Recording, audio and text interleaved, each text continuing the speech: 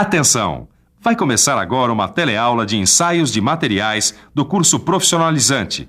Este módulo tem um total de 25 aulas. Hoje você vai assistir a teleaula número 18. Bons estudos!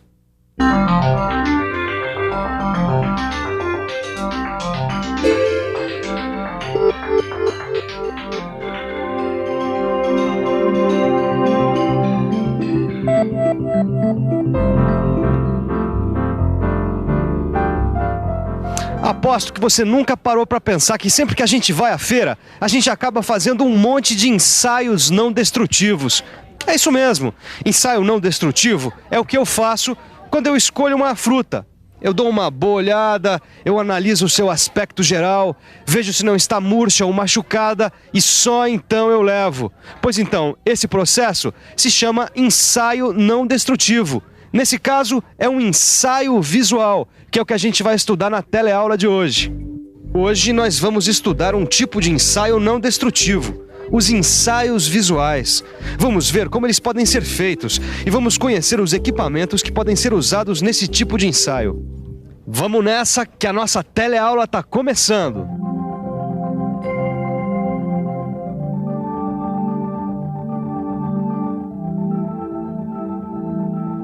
Ô Silva, eu sei o que a gente está fazendo agora, mas eu queria que você me dissesse de novo quais são as características dos ensaios não destrutivos.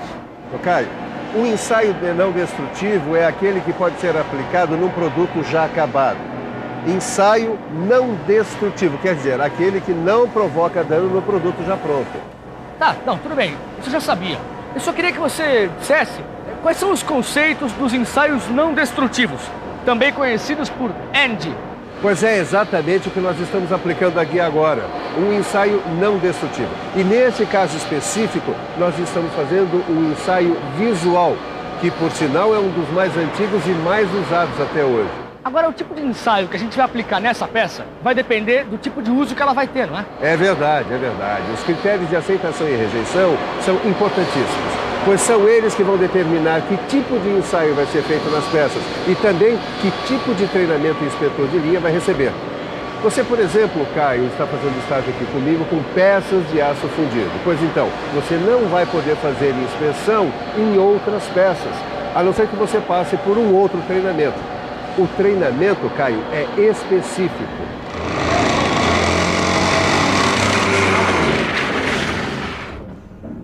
E aí, Edgar, o que você tá achando? Ah, não tá nada bom, viu, Neuza? Bom, o motor tá rajando. Eu acho que a gente vai ter que abrir o motor pra ver, hein? Eu falei, meu ouvido não falha. Eu tinha certeza que tava fazendo um barulho estranho. E além do mais, ele tá sem força, principalmente na retomada. É, pode ser, viu? Sei lá. Acho que só abrindo pra ver, hein? Bom, vamos ver qual é o problema, né? Poxa, Neuza, não pode ser possível. Eu troquei essas peças outro dia, elas não tinham nenhum defeito.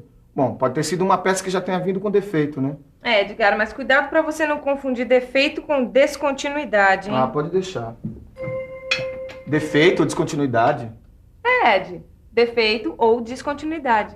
Tá bom, Neuza, manda aí. O que é que você tá querendo dizer com isso? Eu tô querendo dizer que uma peça, como a biela do motor, por exemplo, ela pode apresentar um defeito ou uma descontinuidade. Bom, mas qual a diferença entre defeito e descontinuidade? A diferença é que as descontinuidades são imperfeições que aparecem na peça ou produto, mas não impedem o seu uso. Já o defeito não, o defeito é mais sério. A gente não pode usar um produto com defeito. A nossa biela é feita de metal. Às vezes ela pode vir com pequenas imperfeições, por exemplo, algumas minúsculas porosidades, mas esse problema pode não comprometer a função principal dela. Nesse caso, ela teria apenas uma descontinuidade. Sei. Quer dizer que se a biela tivesse um problema de fabricação mais sério, como uma trinca, por exemplo, ela não poderia desempenhar bem a sua função. Aí seria um defeito e não uma descontinuidade. Identificar defeitos ou descontinuidades. Essa é a função dos ensaios não destrutivos em geral e também dos ensaios visuais, que é o que a gente está estudando nessa teleaula. Como o nome diz, o principal instrumento que a gente tem para fazer os ensaios visuais é esse aqui, ó, o nosso olho. Mas às vezes ele sozinho não é suficiente. Aí a gente precisa de outros instrumentos para tornar o ensaio confiável e para padronizar a observação. Um desses instrumentos é esse aqui, ó, a régua graduada, que os técnicos chamam também de escala. A escala ajuda a medir as descontinuidades que podem estar presentes no produto. Dependendo do tamanho e do tipo de descontinuidade, o produto pode ser usado ou não. A escala é um instrumento importante para tornar o ensaio visual confiável. Só que existem outras coisas que podem interferir no ensaio. Olha só.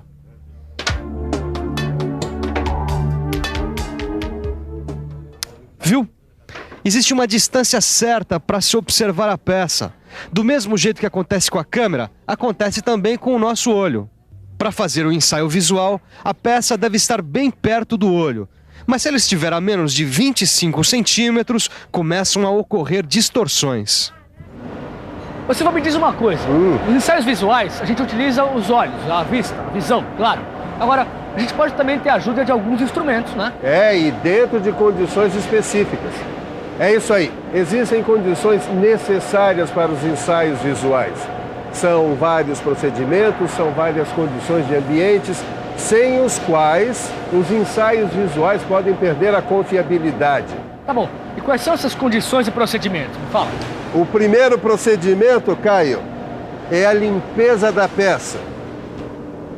Olha aqui, esse procedimento é fundamental, porque se a peça tiver resíduos de óleo, graxa ou qualquer outra substância, eles podem encobrir as descontinuidades, eles podem impedir que o inspetor veja as descontinuidades e até os defeitos. Tá bom, mas como é que a gente faz com uma peça como essa aqui?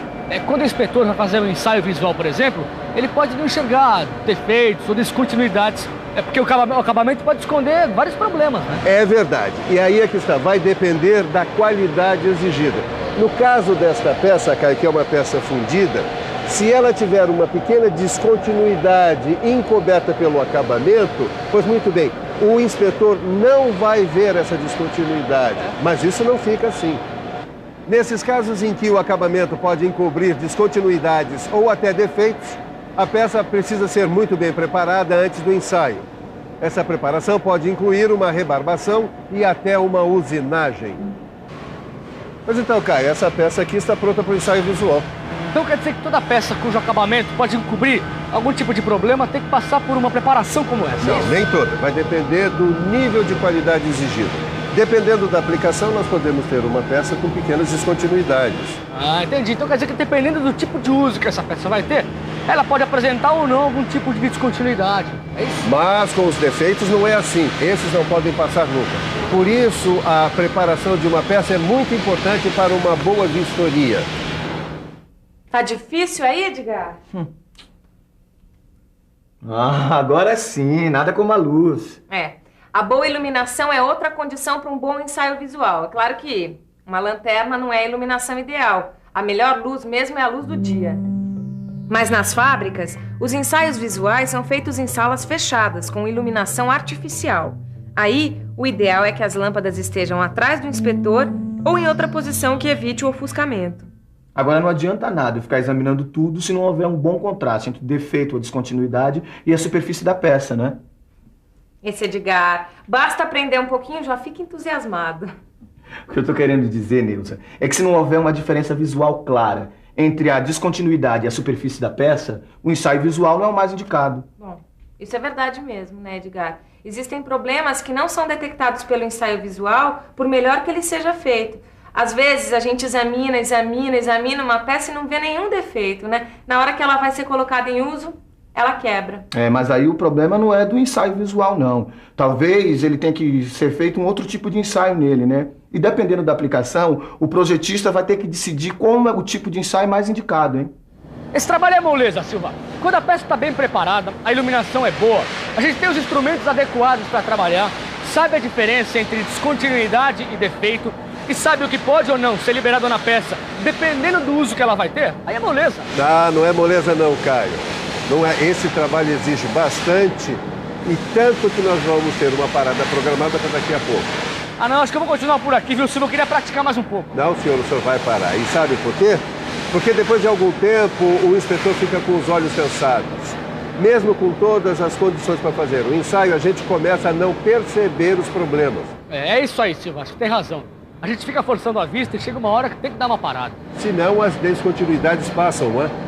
Agora, isso é muito sério mesmo.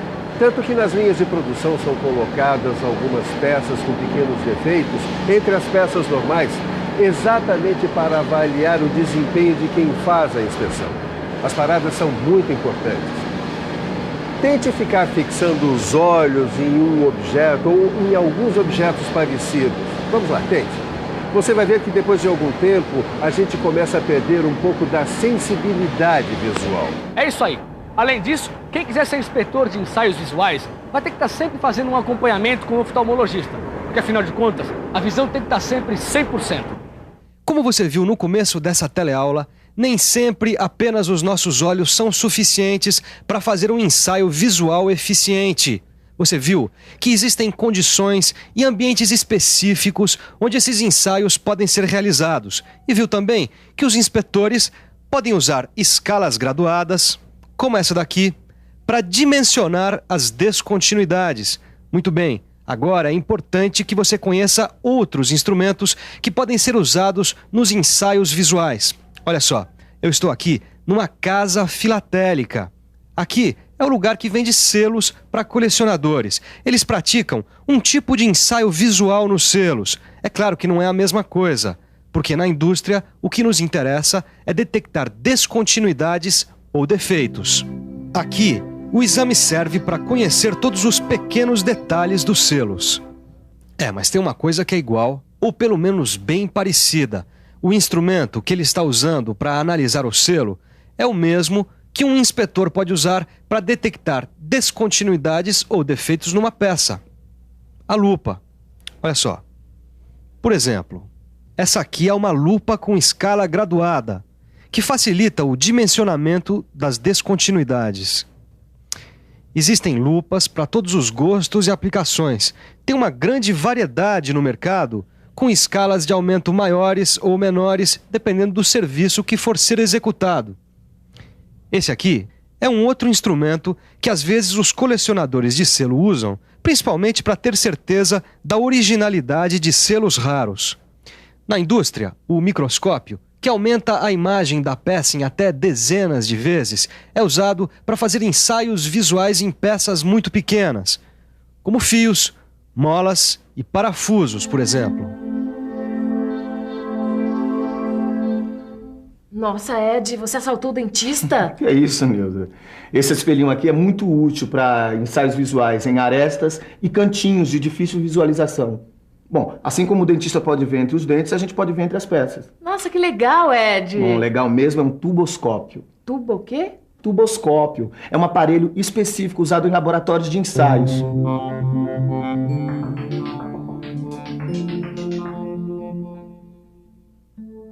Um tuboscópio é um aparelho desenvolvido para visualizar regiões de difícil acesso em peças como, por exemplo, tubos longos ou câmaras de combustão de motores.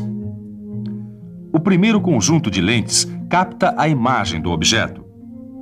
A imagem é transmitida através do tubo até atingir uma nova lente que aumenta ainda mais a imagem e a transmite ao olho do operador.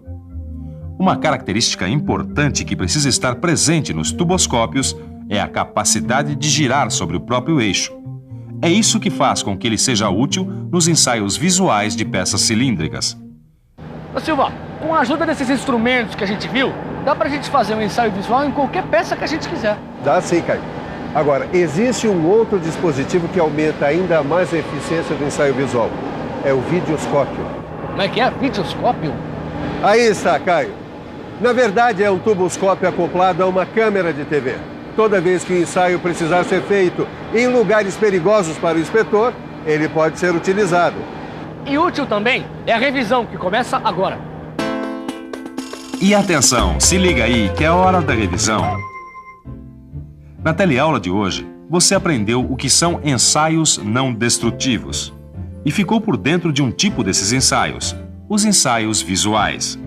Você aprendeu ainda que os ensaios visuais têm como principal ferramenta o olho do inspetor, mas que existem condições específicas para o desenvolvimento desses ensaios.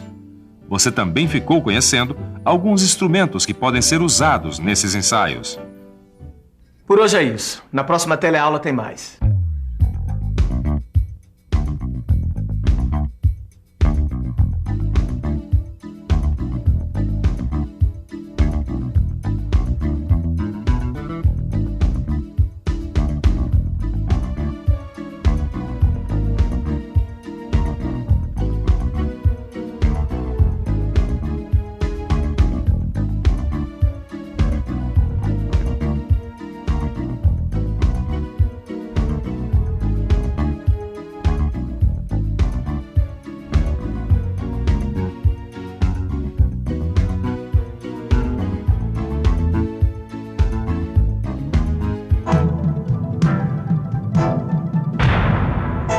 Telecurso 2000, um programa de educação do Sistema Fiesp e da Fundação Roberto Marinho.